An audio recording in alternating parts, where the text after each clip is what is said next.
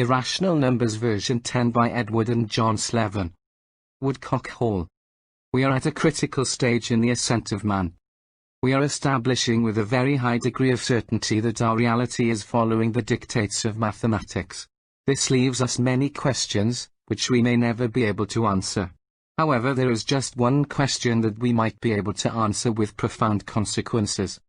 Is the existence that created us a great deal simpler than we are, or is it very complicated and may require a creator? If it was more complicated, then one has to speculate who made the more complicated universe. It would show with great insight if we could prove, beyond doubt, that in fact, our existence could exist in a universe that is a lot simpler than we are. If we could do this, then there is nothing to say that our existence is no more than a progression to simpler and simpler existence back until the ultimate simplicity of nothing at all. This at least is plausible rather than the alternative view of a more complex creation than us, which was created from progressively more complex creatures or existences. So existence converging to progressively simpler existences is so much more elegant than existence diverging to higher and higher complexity. If you are already familiar with the concept that the quantized, or discrete, attribute of string theory may allow computer modeling, go to Chapter 2. Chapter 1. Requirement. In fact, we are quite happy that converging, for example, can lead to nothing more than one irrational number which, although we cannot visualize or even write down such a number, we understand its existence and can work with it in a practical way as if it was calculable. We do this all the time with pi, for example. It may surprise you that if we can show that all irrational numbers required for mathematics to model the universe can be calculated to sufficient accuracy for this purpose, then the universe which begat us is simpler than we are. Although pi is impossible to even write down, we understand and use convergence to work it out accurately enough, so the error we always have is not a problem. All we need from pi is to be able to calculate it accurately enough for our immediate purposes. If we can show there is an accurate enough figure which is adequate for modeling the universe, then this would make the existence that begat us simpler than if pi needed to be infinitely accurate. This may seem a brash simplification, but I intend to show that all irrational numbers which are needed to model the universe do not need to be infinitely accurate, and can all be calculated to sufficient accuracy, and once this is established, show that modeling is more than possible. It is quite likely. I appreciate, proof alone, that there is a limit to all calculations. Accuracy requirements is not sufficient and several additional steps are necessary. However, I can then postulate a way in which the mathematics is done which follows on from this deduction, which completes the proof of a simpler existence. So, I would like to postulate a model of our existence which allows for a simpler starting point from us to create our existence. I would then like to show that this simpler existence actually has perfectly plausible answers to quantum mechanics and photon-wave-particle duality. Even Einstein's dilemma of spooky action at a distance is explained. I would like to do this by considering what we are all by now used to, that of a computer and a program. This does not prove that we are a program in someone else's computer, but is merely a vehicle to help our understanding of reality. In fact, I would like to emphasize that using the computer model in no way demands that the computer was developed by a creator. So long as we can prove that our existence exists in a simpler environment than ours, call it a computer if we like. It is more likely than otherwise that existence exists in an even simpler existence, etc. I want to emphasize that in the end this computer will turn out itself to be very simple indeed, and could be no more complicated than a very large dish of something a lot simpler than the simplest life, for example. So don't jump to the conclusion that if it's a computer it must have a creator. Although we are starting out by postulating a computer, this computer will turn out to be so simple that we could postulate that it is too simple for us to call it a computer by comparison with our computers today, in the same way Babbage's calculator was only a machine. Okay, you might say you can simulate anything with a computer that followed the dictates of mathematics, but I intend to show that this universe is particularly configured to make the computer easy to construct, and features such as black holes or even spaghettification in black holes is designed to deal with calculation limits of a digital computer. Even the speed of light is a construction to allow the wiring of the computer to be elegantly simple. It will be that if we can actually conceive of a computer which models entirely and completely our existence, It will be a useful tool in which to speculate more things about our existence, to take us to a new level of understanding, particularly if I can show that we can work out what the program in the computer is.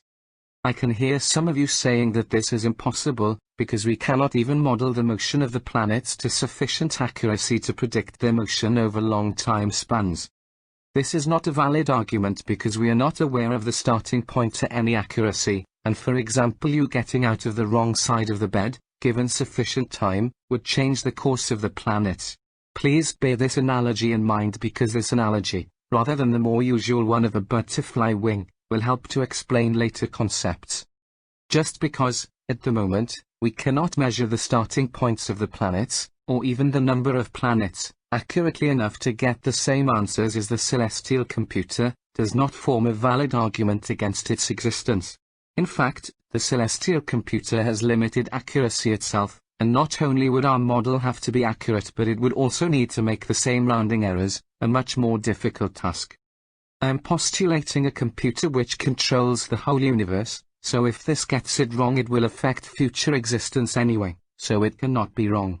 In fact, it does get things wrong with rounding errors at every stage, but I will show that these rounding errors manifest themselves as quantum mechanics. I would like to continue this concept as if our existence was a computer simply because we can understand this. Also, I propose to calculate its size. Once I have demonstrated the design of the computer I am going to ask some questions which have troubled us for over 200 years. For example, how can light be both a particle and a wave and follow the dictates of waves when measured as a wave, but suddenly become a particle if we are looking for it as a particle? This dilemma is elegantly answered if we consider the computer which defines us. This elegant answer even deals with the way small numbers of photons behave simultaneously as both a wave and a particle. This problem is not dealt with either as a wave theory or a particle theory at the moment. It is partly explained by quantum mechanics, but this is totally beyond human visualization. This solution provides an explanation which anyone can appreciate. For those of you who are reading this without having considered whether light is a particle or a wave, I would point out that it's generally considered that when light hits a green leaf a photon particle causes a chemical reaction with sufficient energy to provide the power for the tree to grow. When you tune your radio to a frequency you can find a single frequency which is carrying sound. So light must be a particle and radio is a wave. But if light is traveling away from you at sufficient speed it becomes a radio wave, so light is just a higher frequency radio signal. This is the unsolved dilemma of the wave-particle duality problem I am going to address. If you want to detect light as a particle you can do this, and if you want to build the equivalent of a radio receiver for light it will look like just a wave on a lake. So to use the computer analogy, the formulae we see in our universe such as E=mc² are software programs in this computer. These programs can easily be automated provided they do not require any irrational numbers in the model of the universe, that cannot be simulated by a limited accuracy calculated irrational number. The first essential in developing this theory is to remove the necessity for infinity and its reciprocal, the infinite number of divisions. We can have the value 0 but not infinitely small values. Once we do this and then show that combined with the other fact we know that information cannot travel faster than the speed of light, then an explanation of our existence follows on. Irrational numbers are unique in that they cannot be calculated to perfect accuracy. If they are required to be calculated to infinite accuracy or there is an infinite number of them, then our existence is dependent on an existence which is more complex than ours. So, we need to show that our universe can be modeled with a finite number of irrational numbers, all calculated to finite accuracy. If we can prove this, then one can say that the universe which caused us is simpler than our universe, and does not need to be more complicated with all the ramifications this creates. I propose explaining that our world is modeled with a finite number of irrational numbers which are all bounded. By bounded, I mean that there is an upper limit and a lower limit to each value, and the value cannot be infinity or infinitely small. This lower limit is also the smallest change in value in all cases to date. So, in other words, the irrational numbers can all be calculated to sufficient accuracy to model the universe, as we do with pi. In proposing this, I can show that the existence which brought about our existence is simpler than ours, And as a backup to this theory, I am going to explain the problem in very simple terms, that the photon is both a wave and a particle. This dichotomy has never had a simple explanation before, or even an explanation that can be understood and visualized. This explanation also provides an insight into quantum mechanics and provides an explanation for quantum mechanics that anyone can understand. Therefore, it is apparent to me that if life on Earth could in fact be a computer in an alternate reality, then it must be capable of being modeled with a finite number of irrational numbers. If the number of irrational numbers is bounded and the numbers themselves are bounded, i.e. not infinite, and these numbers are all related by mathematics to create our universe, then only a finite size computer power is needed. In our four-dimensional existence, 3D plus time, there is a very limited way in which irrational numbers are needed for our existence, and we can establish that all but one of them, gravity, is already bound. Where another milestone in our understanding may be uncovered within months if not weeks. When the last way, gravity, that irrational numbers could be infinite is proved also to be bounded. In 2020, great minds are looking for the graviton, the smallest particle of gravity.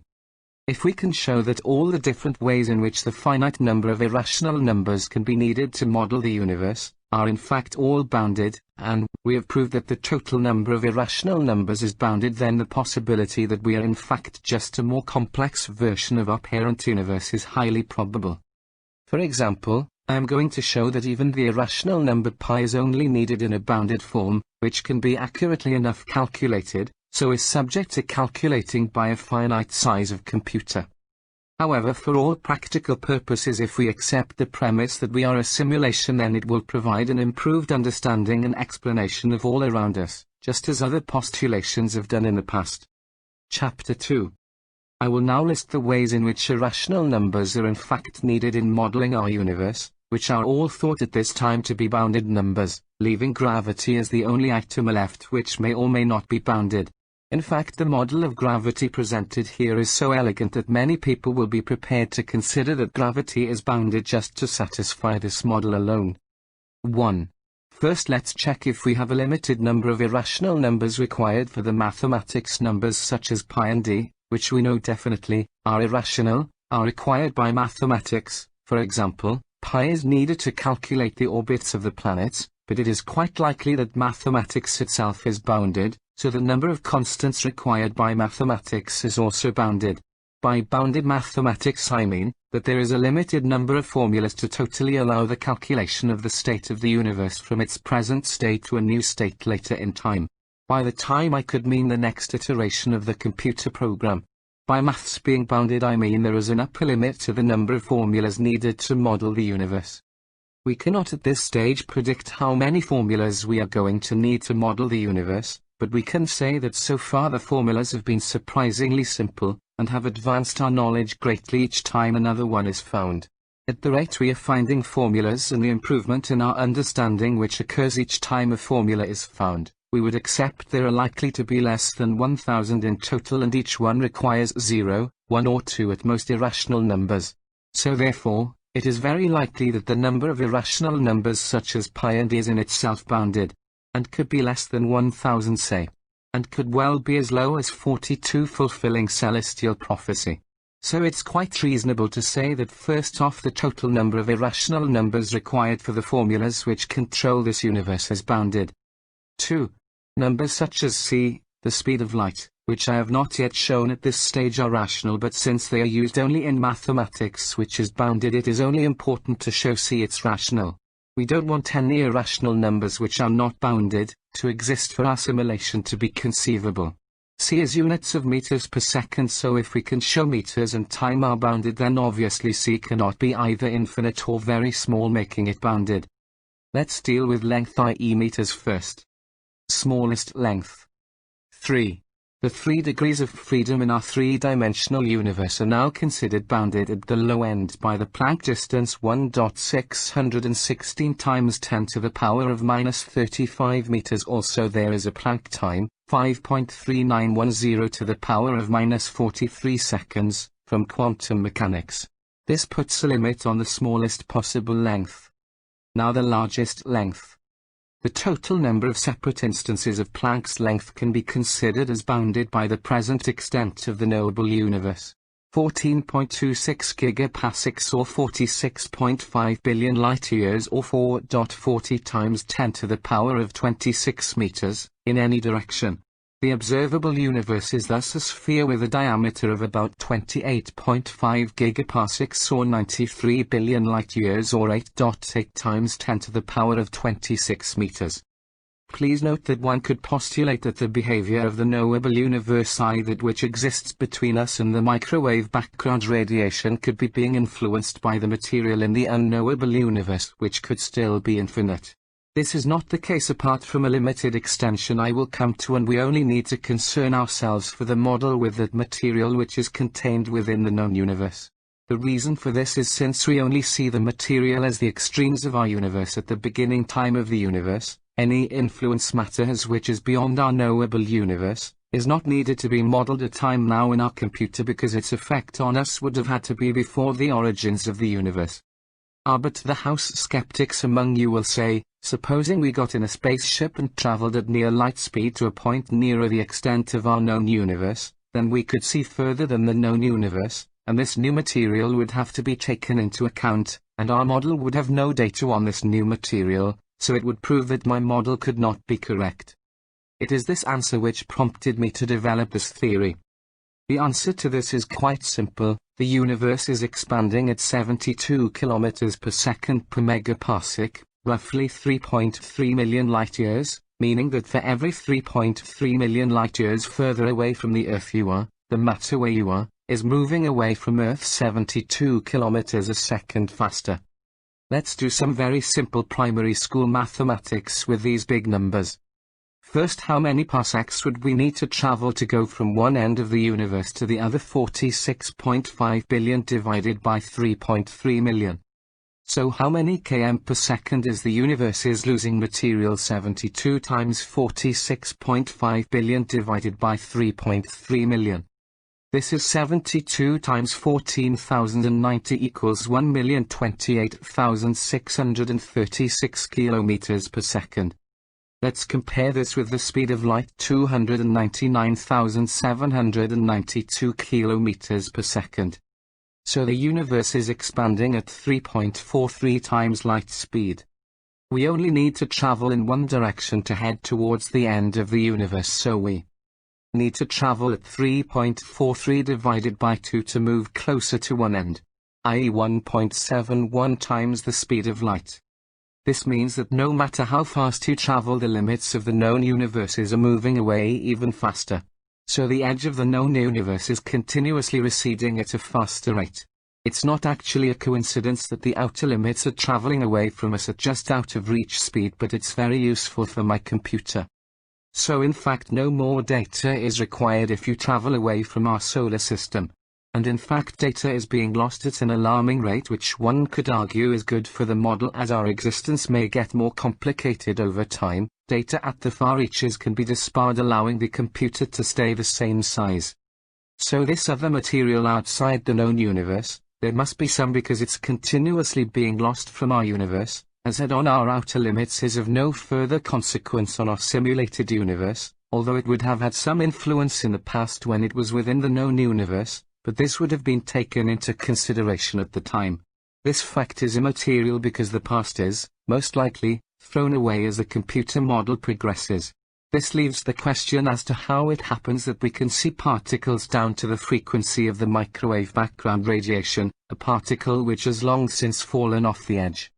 This insight provides a good insight into the operation of the celestial computer. The particle's original location has fallen off the edge, but since the particle was coming our way, its information is preserved, or at least some of it, so that when billions of years later it arrives at Earth it can be brought into consideration again even though it has lost its original home. So the computer treats all particles in a two-part process. By taken into consideration, I mean that the first part of a two-part process has completed the particle or whatever has been calculated to exist, and has certain properties. This is then remembered by the computer.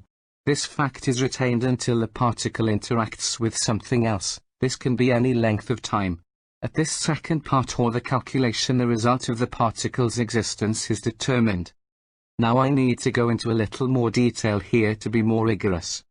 We must not make the mistake that all other philosophers in the past have made until conclusive proof has disproved it, and sometimes not even then, to say that we are at the center of the universe and the universe exists to support us only. So our model must work also for alien life on any place in our known universe. Even this may be a little presumptuous, as there may be more to this universe, and indeed many universes, but if this is the case I would be happy to abandon this approach and just call it a good try. However, if this approach predicts something which other models do not predict, then this model is likely to be correct. So to make the model work for us and also work for an alien life form many galaxies away or even falling at this moment off the end of our known universe requires the model to also cover the known universe, and requires us to have a model with more data in it.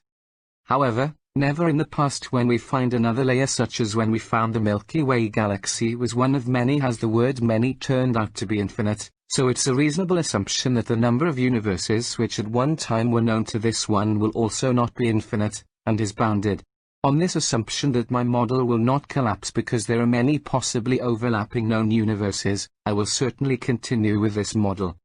So the dimension variables are limited at one end by the Planck distance and at the other end by the limits of the knowable universe, a maximum value of 10 to the power of 27 divided by 10 to the power of minus 35 meters or 10 to the power of 62. So every position in space of any particle can only be an integer number less than +/10 to the power of 62 from each other. Note for those of you who dropped mathematics at age 8. Sorry to bring in some secondary school maths, but this is very simple, if you consider that 10 to the power of 62 just means 1 with 62 zeros after it. It's just a construction that allows me to save writing a line with 62 zeros. This means that at no time does the irrational number pi need to be calculated at a better resolution than this 10 to the power of 62. But what size computer is this? Every zero added to the left of a decimal number requires between 3 and 4 extra binary digits added to the word length. So to recall a location we require 3 numbers, one for each axis, to an accuracy defined by a binary number of less than 244 bits.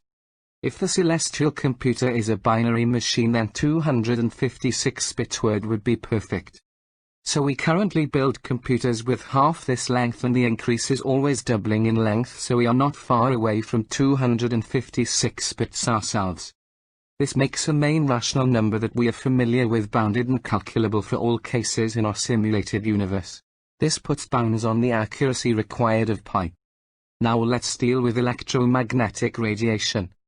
The material universe and electromagnetic phenomena on the largest scale. This is bounded by the knowable universe as above, and at the small end, string theory is now providing a model as an extension of quantum mechanics which simplifies all matter to wave mechanics, and strings are all integer values only. I know there is conjecture as to the correctness of string theory, however it's the best predictor we have about particle behavior at the moment, and certainly its quantization of reality is proving to be a very robust theory, which is the only part of this theory which I need for my proof.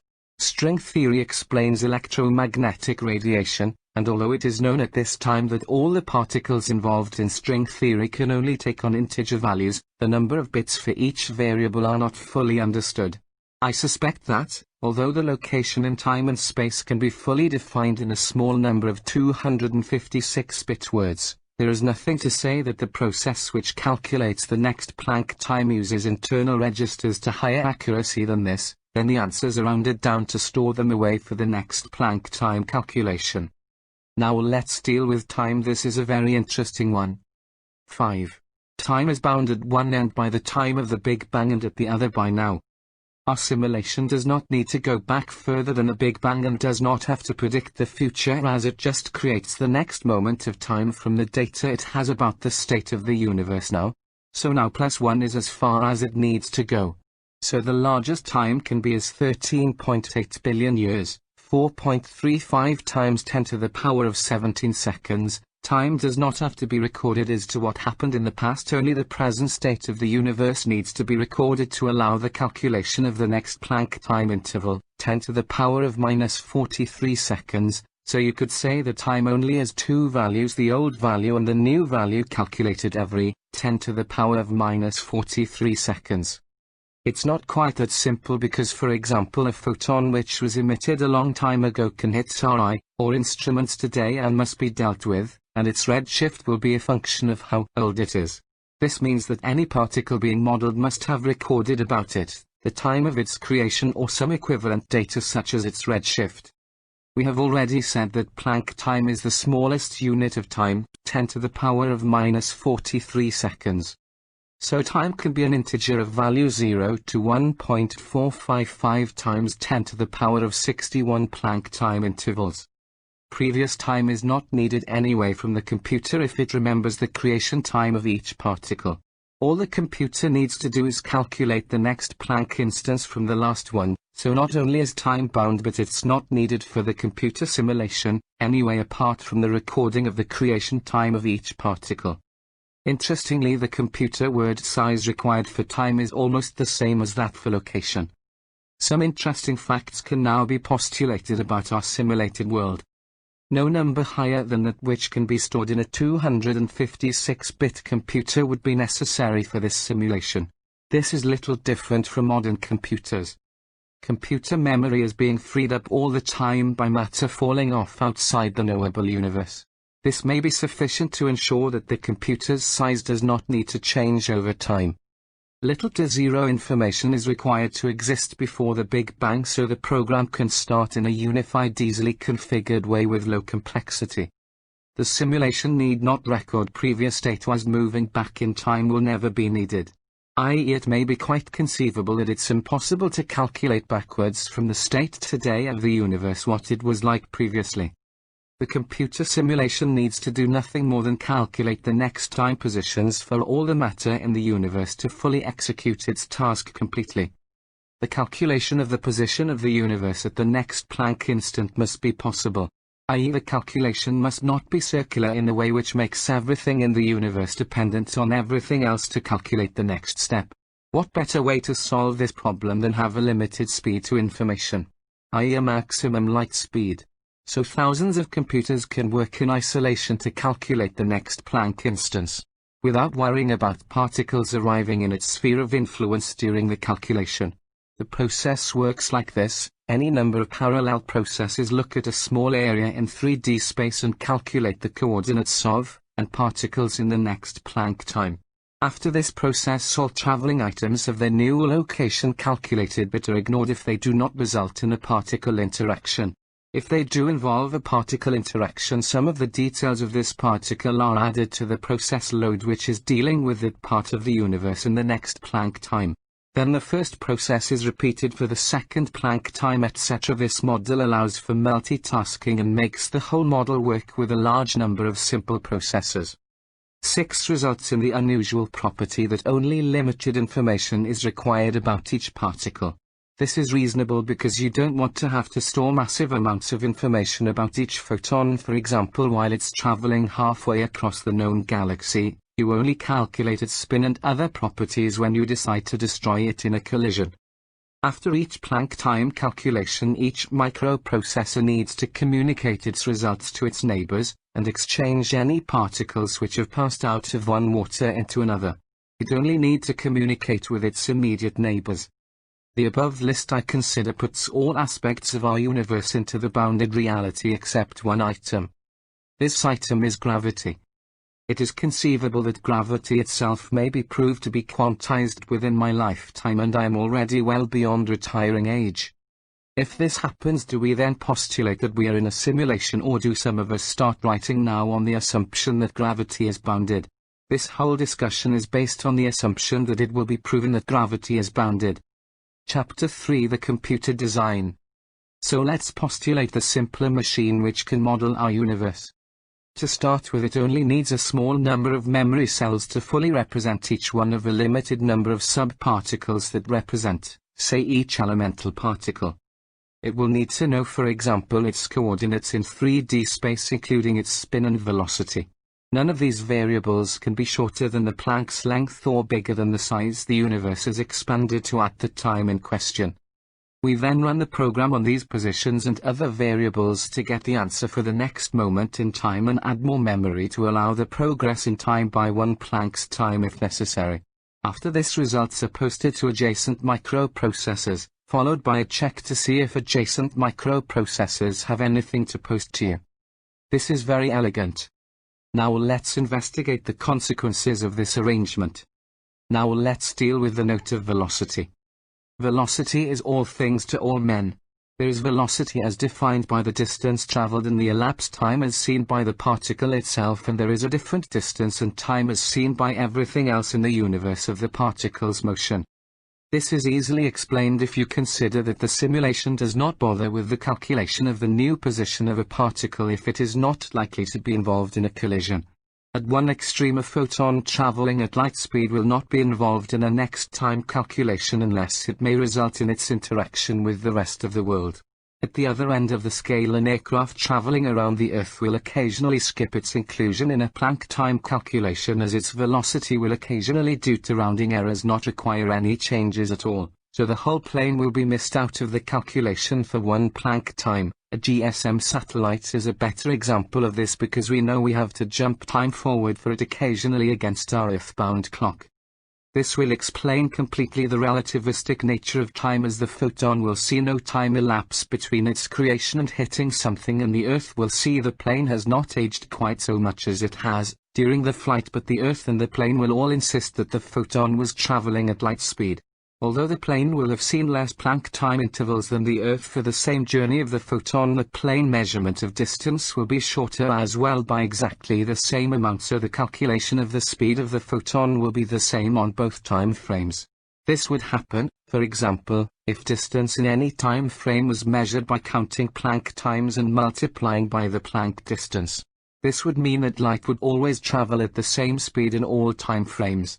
This raises the interesting point about what speed the photon thought it was traveling at. Time for it was 1 Planck time, but the distance traveled as seen by the Earth and plane was enormous. So this explains when traveling at light speed you consider that to you the world is only two-dimensional, and in the direction of travel you cannot measure any distance. This is within 1 rounding error as predicted by length dilation in Einstein's theory, which produces zero distance. Your speed is completely indeterminate as you are at the limits of the rounding error in the calculation. You have stepped 1 Planck time because time is no more than the passage of Planck instances for each particle, so as you travel you see no change in the speed of a clock traveling with you, which will count Planck times exactly in time with you.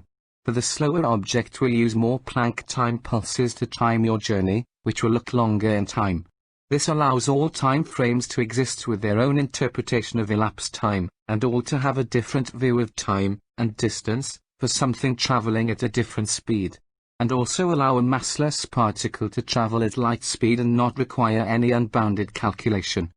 Facts about our existence which are explained by this simple model of the universe. Why time only goes forwards as there is no record of previous time. Why the speed of light cannot be exceeded because time is only the number of counts of Planck's time as seen by that particle. The photon is already traveling from its source to destination in 1 Planck time. Times shorter than this are not possible, so speed is at its highest. Please also bear in mind that if we are in fact just a simulation, then the answer to the question which has troubled man from the later days of the Enlightenment, that of light's duality as a particle or a wave, is simply and elegantly explained as a rounding error in the mathematics involved in calculating its collision. The single-slit refraction experiment with an individual photon results in a Gaussian distribution of probability path of the photon is easily explained as the result of the rounding error distribution in the modeling of the position of the photon when its final position is calculated in our experiment. The reason we are of the opinion that particles are waves is that they diffuse and refract just like waves. However, there is another branch of mathematics which exhibits exactly these attributes, when considered on a large scale, that of error accumulation. We have only discussed so far one rounding error related to the speed of an object. What happens if the calculation is more complicated and requires a number of calculations, all only accurate to one rounding error? In mathematics this is called a random walk, or in the case of multidimensional string theory, quantum walkers, but I will refer to all walks as just random, in which you can add a rounding error in one calculation and subtract one in the next.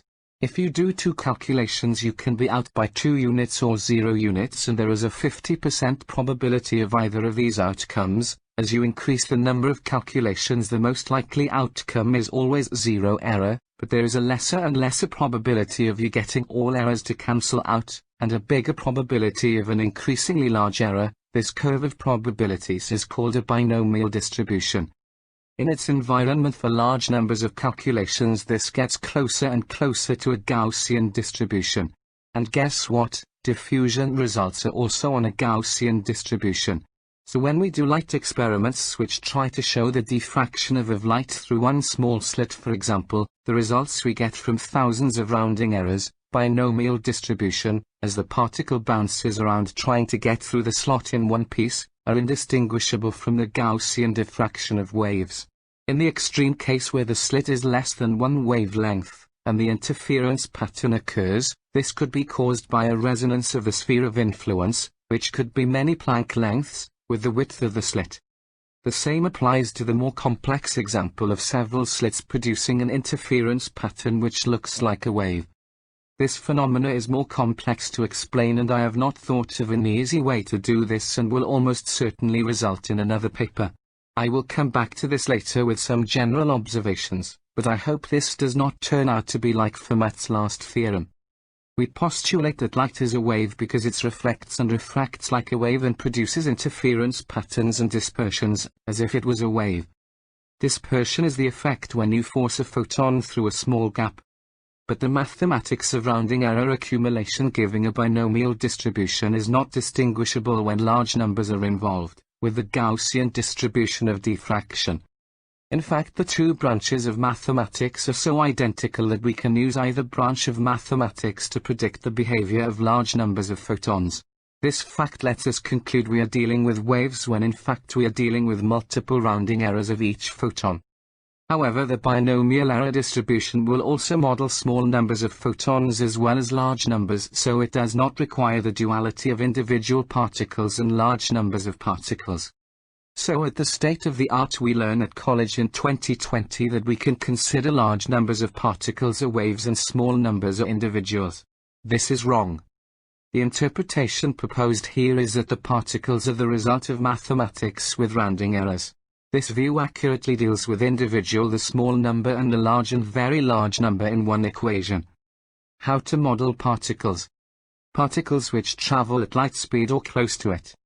From our simulated computer point of view, a particle at light speed is fully defined by its starting state and its end state, which are only finally calculated when the particle has both been produced and collided or changed form or been absorbed. I will refer to all these forms as collided to make my description easier.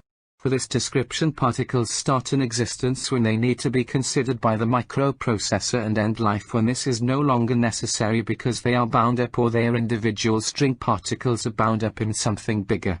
Or alternatively have been broken down into more basic particles. Each particle or group of particles, such as a proton or an atom, has a starting point and an end, and only trajectory matters between these two points. There is no need to calculate all the details about the particle until it or its entangled partner is annihilated. When the particle is created, this fact can be recorded, but many factors such as spin and other attributes do not need calculating until it is annihilated. Annihilated is not the correct term, as its parts are never annihilated, but it's useful to think of the end of life as annihilation. One must remember here that the particle may be a light-speed device and sees no length measurement at all. Its point of creation and point of annihilation from its point of view are concurrent. The distance it travels is only calculated when it is annihilated, and only by ourselves. Distance itself may be a non-existent virtual variable in the celestial computer. This approach means that variables such as spin, for example, have no value or meaning until the particle is annihilated. This means that when one of two or more entangled particles encounters the end of its journey, then and only then attributes such as spin are chosen for one particle and imposed on the others at this time. The entangled particles may have been generated from some previous energy and particles with spin, angular momentum, etc., but the bookkeeping does not record anything it does not need, and these features are not needed again until annihilation.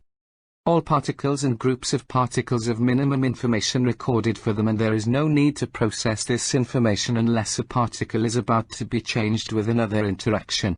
I call these events annihilations because the particle which was produced has a start moment and end moment and nothing else matters. Quite often a calculation will be undertaken on a particle only to find nothing happened. This must happen a great deal when a particle is passing through a transparent object. There is no effect on the particle apart from a very small percentage which do interact with the medium they are passing through, which is the reason the calculation was done in the first place.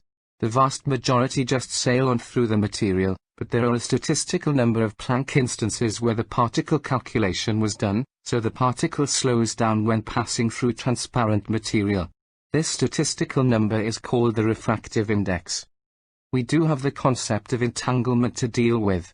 This can easily be explained as the fact that when two entangled particles are created, they do not exist as particles until one of them is annihilated. Once one is annihilated and it turns out to have a spin, for example, the complementary value must also apply to the entangled particle, which is updated with the information from the first annihilated particle.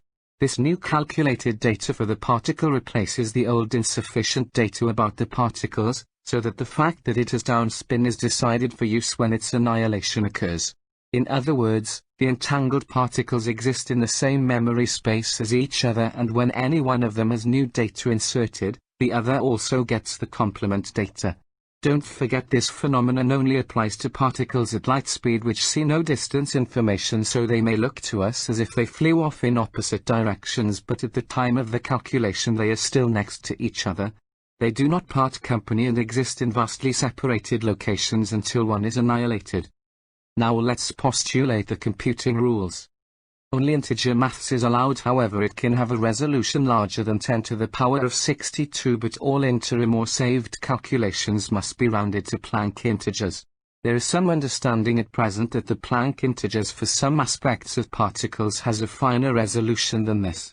It's quite possible that, for example, calculations are in fact done to a higher accuracy than 10 to the power of 62, and when the final position is recorded it is rounded by some process to a 10 to the power of 62 integer.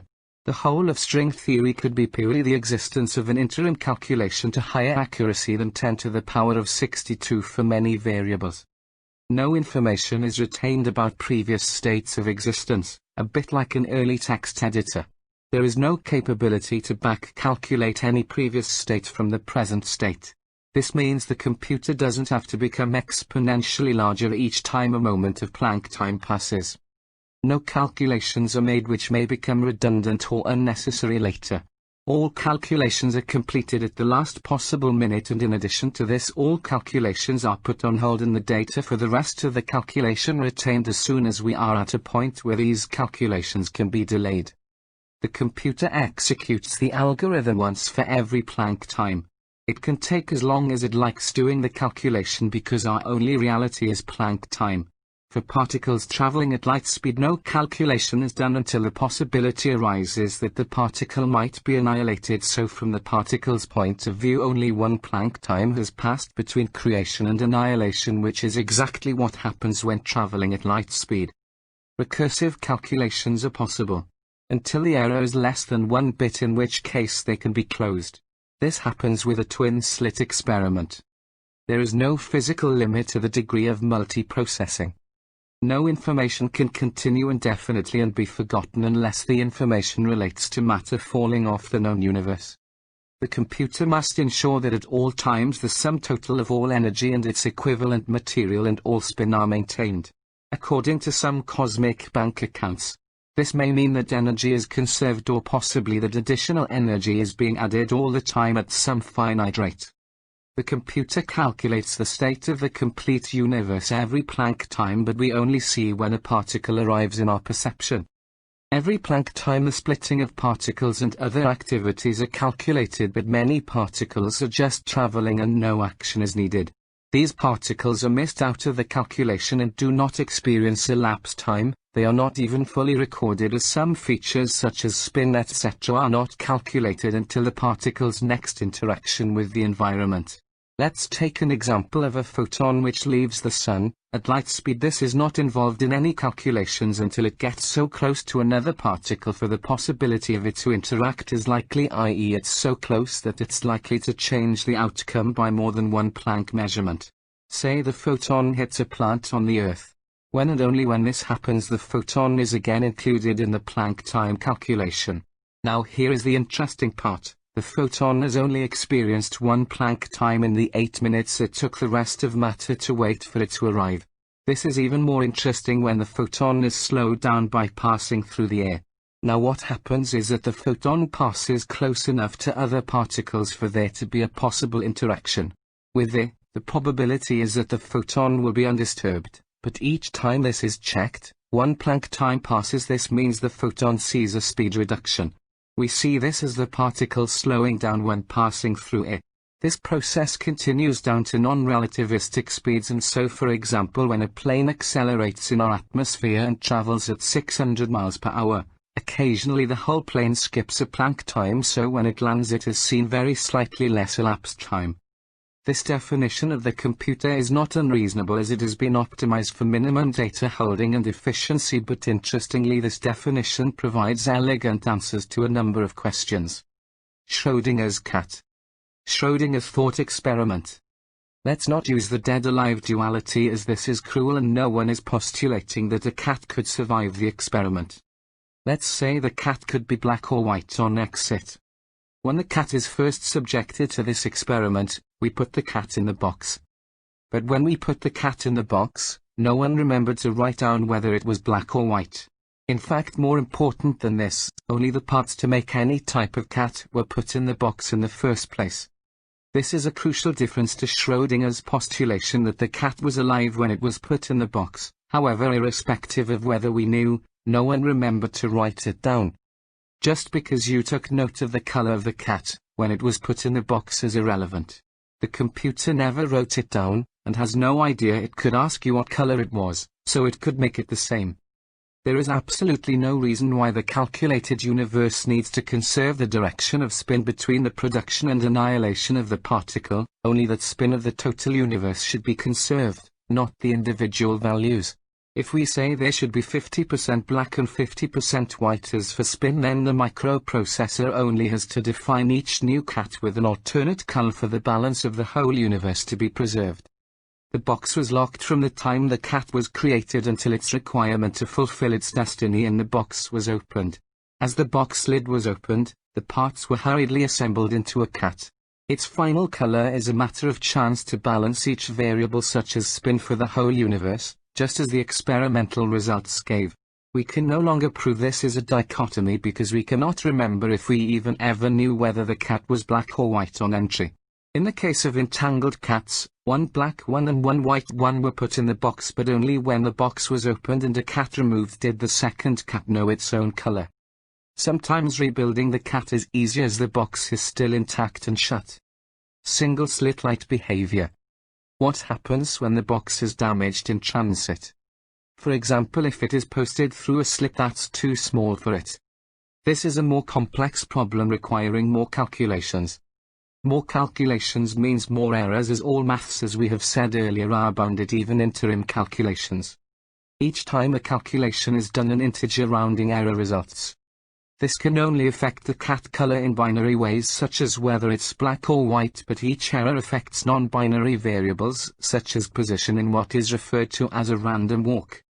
The way a random walk works is that each calculation results in an error which can be in any direction. If it's a vertical slit, we should be only interested in horizontal errors. As each error occurred, we move closer to the center of the direction or further away, say at random. But we can also go back or up and down as we pass through an undersized slit. This is classified as a quantum walker as it's more complicated than a simple one-dimensional random walk. If we do enough mathematics and accumulate many errors, we get what is known as a binomial distribution of error probabilities. The most likely outcome is the straight line answer, but the probability of slight errors is great and the probability of large errors is small. The envelope of probabilities from a simple random walk is a binomial distribution. When there are many rounding errors in the calculation, such as a slit narrower than the wavelength of the particle, then the binomial distribution is indistinguishable from the Gaussian distribution we observe in diffusion through a slit. Also, as the slit is diminished in width, the probability of the particle reflecting from the slot instead of going through increases, and this is exactly as experimental results show, with the reflected angle also forming its own binomial or Gaussian distribution. Now let's postulate what happens when two slits are present. I said earlier on that I could not think of an easy way to explain this, but let's have a go. I am not saying that this is a postulation in the same way as previous ones. This is more of a surmise. As I said previously, the slit experiments need another paper. In fact, they also need some more experiments to find if the sphere of influence of a particle is limited.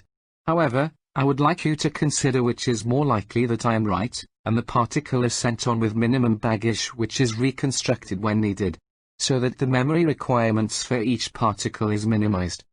Or that 25% of theoretical physicists are right and believe that there are an infinite number of parallel universes, and we choose to join the one that follows our reality, or another 25% who believe this is ridiculous. They believe that the multiverse only produces an additional universe when we make an experiment, or one of the remaining physicists who is his personal speculation only, with less likelihood than this one. At the present time, no theory explains the twin slit experiment. Even quantum mechanics has not been able to explain the concept of checking which slit the photon went through, destroying the fringe and extra dispersion characteristics. I think we can safely say that the phenomena is created in the slits themselves, not when the particle hits the screen. The screen can take one of many forms. Let's say it's a large CCD array which sees greater dispersion and a fringe pattern which you would not expect unless the photon was a wave.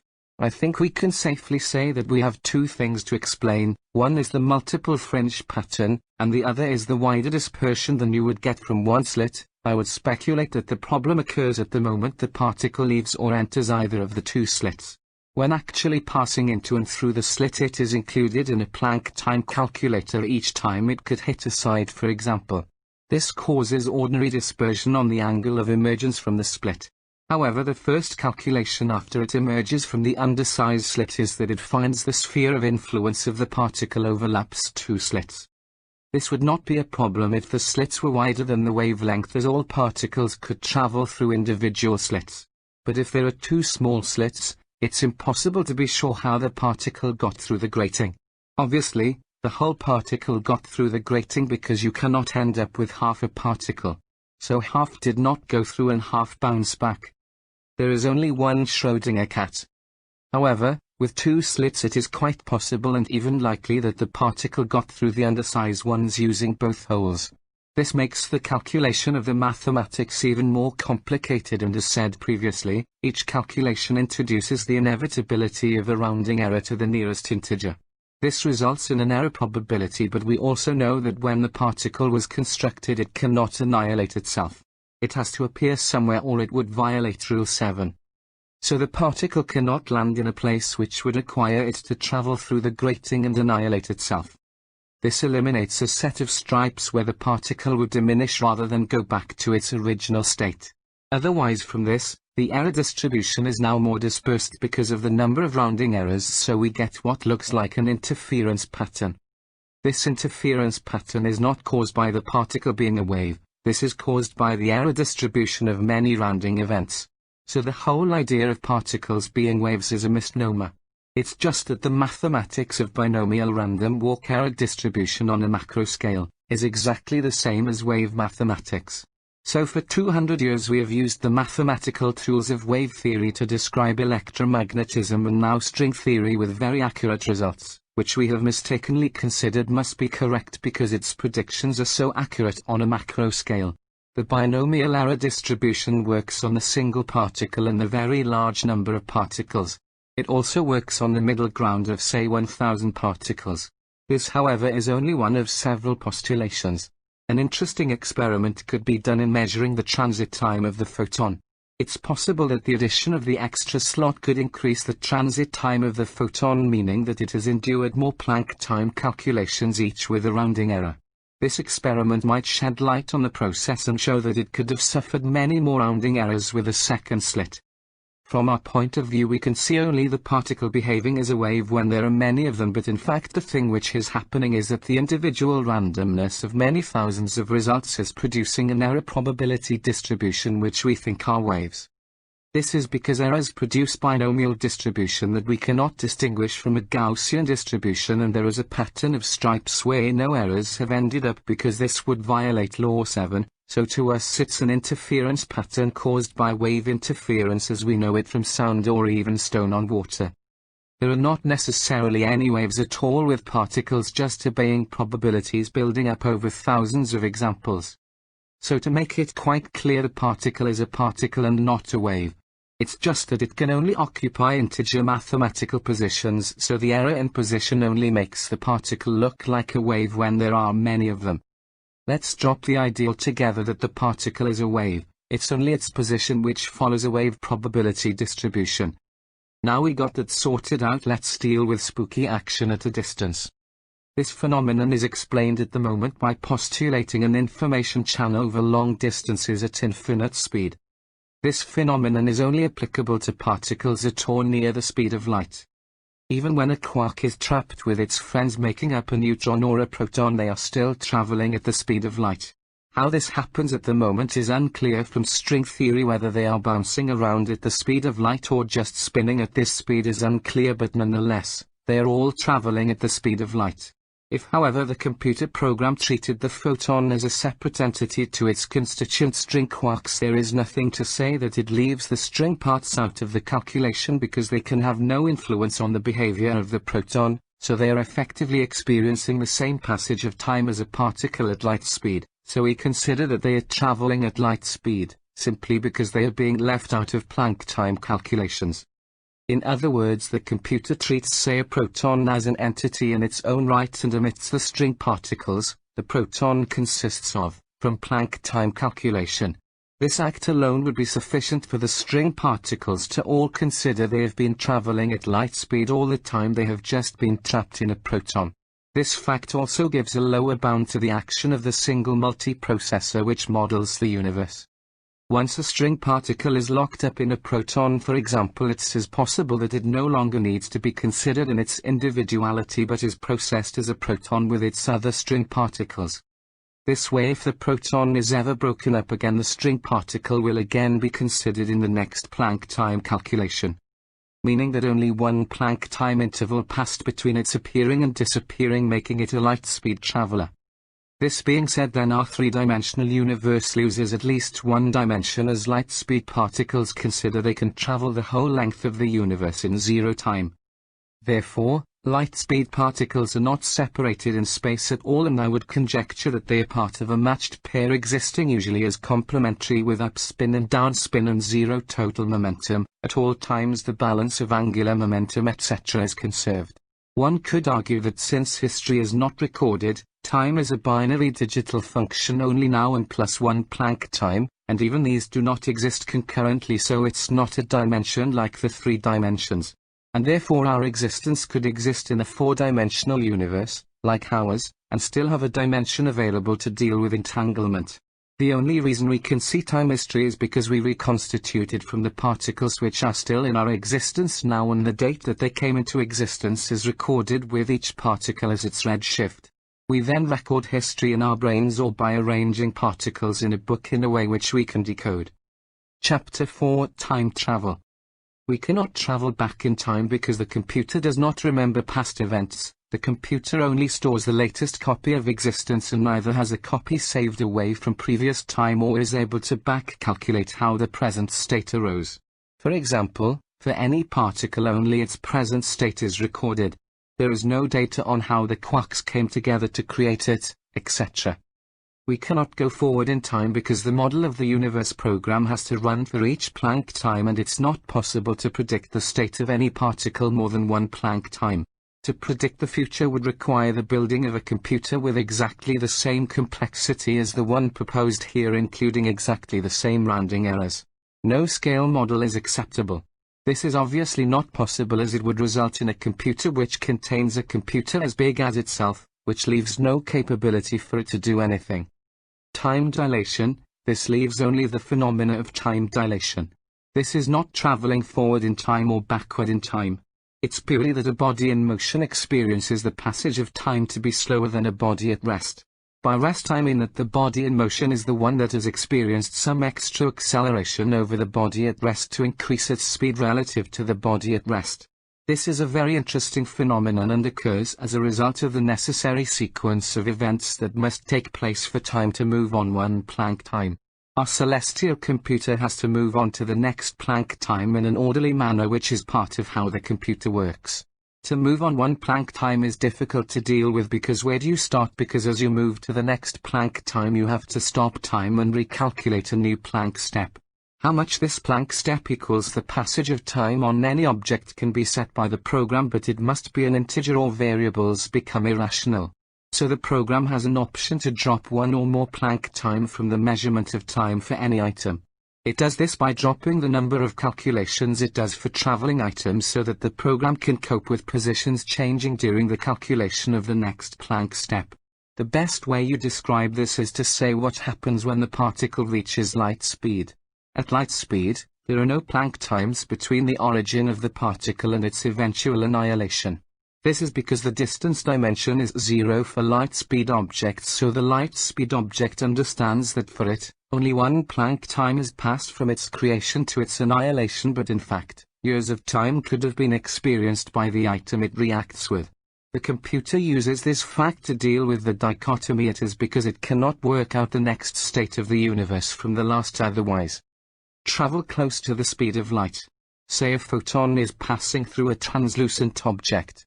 Normally a photon traveling through clear space is not progressing in time from its perspective. This is because the celestial computer has no interest in the photon as it has no effect on its surroundings, so it does nothing by way of calculating its new position as it just passes the photon on to the next microprocessor. It calculates the current position of the photon only when it is about to influence into something, but this is exactly what happens when it passes through glass, so the celestial computer needs to calculate this photon into the next Planck time. If the material has a low refractive index, then the probability of it interacting is small, and a high refractive index the probability is higher. Chapter 5: The wiring. Because light speed dictates the maximum speed that information can travel through the universe, it is possible to construct the computer which controls this as a very large number of simpler computers. This is a very important consideration. If the speed of information flow had been instantaneous, then every part of the universe could be influenced by any or even every other part of the universe, making the calculation of the next Planck time very complicated. However, because information speed is limited, each very small area can be calculated in isolation without considering the wider surroundings. For example, at the start of the Planck instance, every, let's say, molecule is surrounded by a number of influences such as very local chemical activity, a number of photons of the complete spectrum of electromagnetic radiation and gravity, of which we do not know how this manifests itself at this time, 2020, and that's it. There are no other influences of the outside world to be considered. This means the computer can be a very large number of very simple computers. In fact, each calculation cell, or say microcomputer, could be so simple that we might be able to figure out exactly how it works or its program. The computer has two calculation phases which alternate.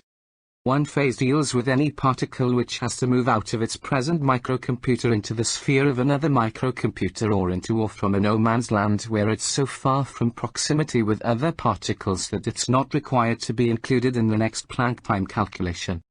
The second part is for the individual microcomputers to calculate what happens in their influence area. When these two activities are complete, then one Planck time has passed and the process is repeated. The no man's land calculation above may be an identical microprocessor with the same program in it but no molecule in it, which simply received the photons and gravity into itself and just decided where to pass all the photons and other particles to. The physical shape seen by ourselves of the area of influence of a single microprocessor could be any shape from tetrahedral to approaching amorphous. However, it's also possible that the boundary between adjacent microprocessors is a bit like the Americans, Chinese, and others, in the South China Sea and is not accurately defined. The only essential is that all particles are in one microprocessor at one time. A boundary is only needed to decide which of the adjacent microprocessors take on a traveling particle.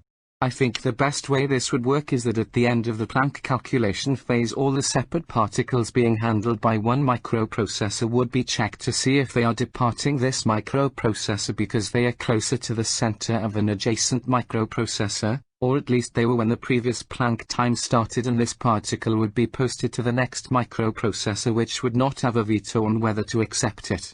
This would mean that the sphere of influence of each microprocessor is calculated at the end of each Planck time only on the particles which may be emigrating to an adjacent microprocessor. Size of each microcomputer. As stated previously, each microprocessor cannot be smaller than a proton.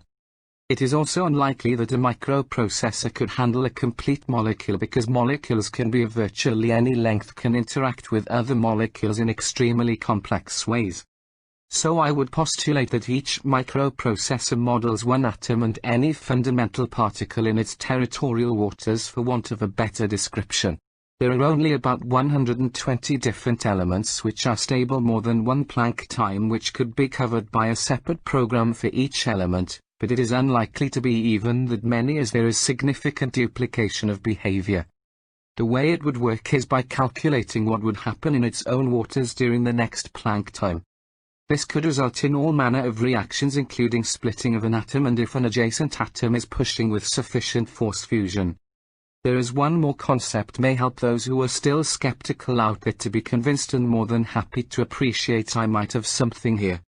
The problem of each microcomputer having to be able to interact with every other microprocessor in the known universe to collect information before the start of each Planck time calculation and send its results to all other microprocessors that require it at the end of the calculation.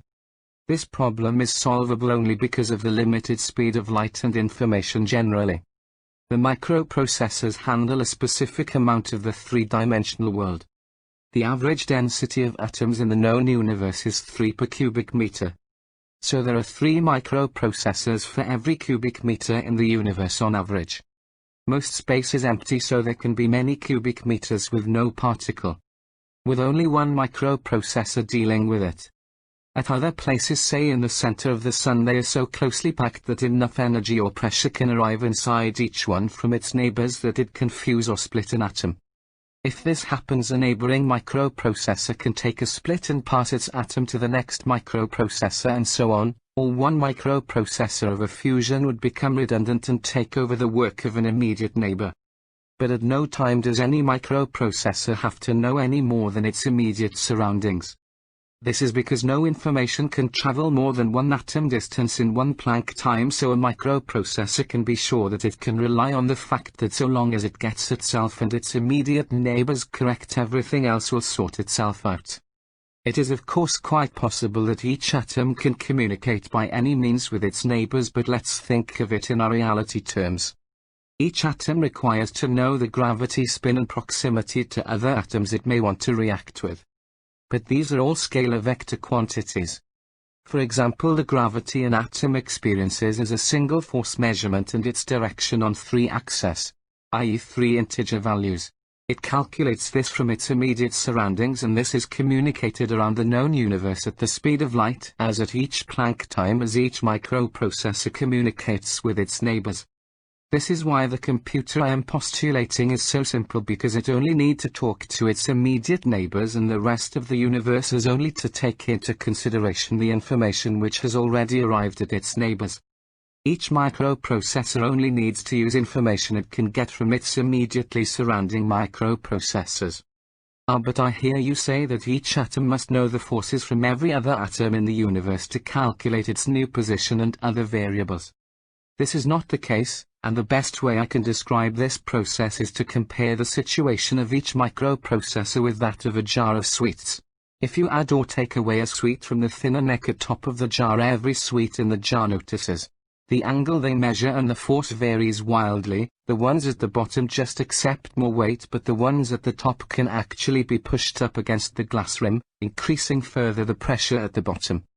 Every single sweet takes a force or push in one direction or another. They know of a vector with an angle and a scalar value, i.e. one force number. They do not need to know the force from individual items, they only need one force and one direction. Each suite is able to measure the total pressure being applied by all jar neck pushers by measuring the forces being applied by each neighbor. It's analogous to my computer model because if we add just one suite to the neck, the additional force of just a few ounces or grams is transmitted immediately to every suite in the jar. In our case it's at the speed of light, but its effect is everywhere. This is exactly how gravity is passed to all microprocessors, who can then all rely on the fact that nothing will change during their one Planck time calculation. So by measuring the forces being transferred from adjacent microprocessors, it is possible that the gravitational effect from everything else in the universe is interpreted correctly by each microprocessor. An interesting point emerges here, which is the reason the graviton is so elusive. Gravity follows the superposition theory. For those of you who have not studied resistor networks in A-level physics, this just means the total gravity force is the sum of all the individual gravity forces. This means that gravity calculation is quite simple, using the gravity vectors of the surrounding microprocessors and your own mass. I would postulate then that this is calculated and transmitted to double precision, i.e., it could have 512 bits of resolution. This allows us to feel the force of the gravity of our local group of galaxies whilst still being able to deal with local higher forces such as those in the Sun. The 512 bits requires virtually no mathematics apart from addition, which only goes up linearly with word length. I would postulate that it's certainly got to be more than 256 bits. This will mean a graviton is going to be very elusive indeed, because its size is so much smaller than the other elements of our world. This would mean a calculator of gravity which each microprocessor has to pass on to its neighbors at the end of one Planck time is very easy, so it can be done to higher precision. Double precision feels about right, but we will wait and see. For example, all the microprocessors representing a piece of glass may at any one time contain a number of photons. Each microprocessor plays snooker with all the elemental particles surrounding its atom, and in the case of a photon may decide that it's hit its atom or may decide it's missed, in which case it would decide which of its neighbors, there must be one, which is in the flight path of the photon, and it passes this information, with the minimum amount of baggage, to the adjacent microprocessor. At this point this model deals with the rainbow, which is very poorly understood with other theories. The higher frequency photons have higher energy than the lower frequency red light. The higher the energy of the photon, the more likely it is to interact with an atom in one Planck time, so as the microprocessor decided whether to stop the photon because it's dangerously close to its atom is affected by the amount of energy in the photon, so the violet photons are tested more often. This manifests in our view as a speed reduction for the violet light. As I said previously, this is the refractive index. So the refractive index of blue light is higher than red light, hence the rainbow. This is why when the photon arrives at the microprocessor which allows it to hit its atom, it has to choose the information which does not need to be transferred, such as spin direction, in what seems an arbitrary manner.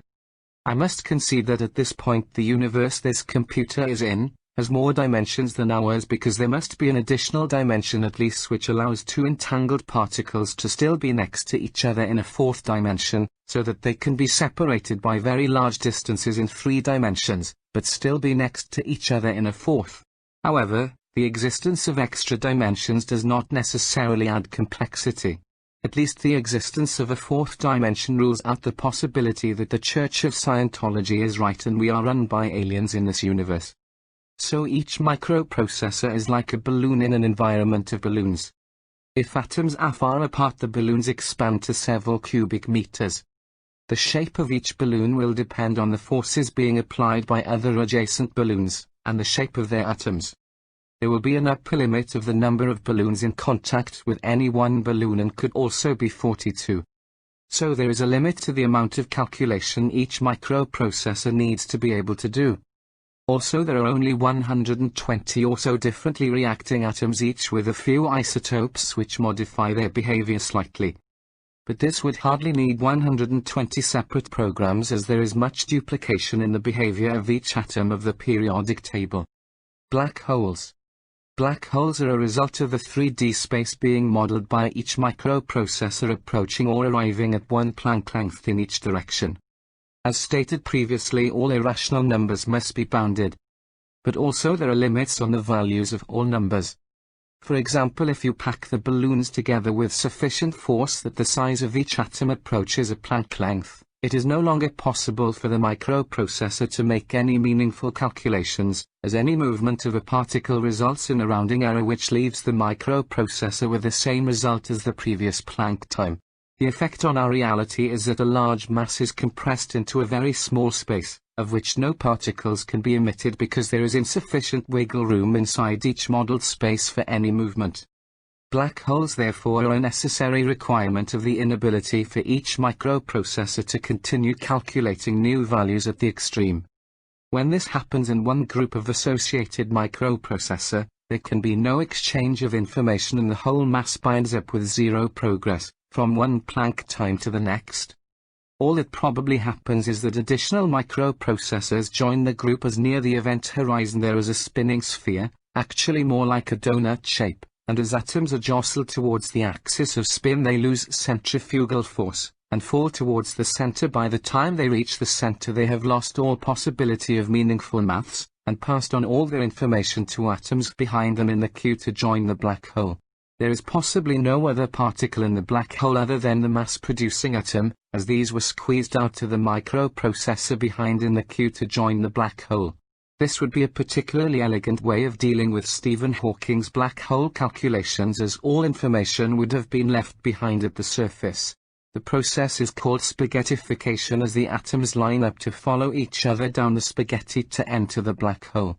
The mass-producing items such as protons and neutrons go down a conduit of spaghetti, while the photons and zero-mass particles which are not attracted to the black hole are squeezed back up out of the black hole as the microprocessor runs out of wiggle room. This is the perfect time for each atom to have all other associated particles and electrons fed back up the spaghetti to the atom behind, which is suffering less gravity because it's a further distance from the center of mass. All that's left is mass with virtually zero information. The only information left in each microprocessor is the type of atom, a single integer between 1 and 120, and it may be a very restricted list of survivable atom types. In fact, there is no saying that the microprocessor sphere of influence follows their atom into the black hole. As I said earlier, it is possible for a microprocessor to have no atoms in it, just weightless particles. It is therefore quite possible that there is so little information left in the center of the black hole that just one microprocessor can handle it. In which case, as the atom tries to join the black hole at the center, it is taken on board by the one microprocessor and added to the very large single atom at the center.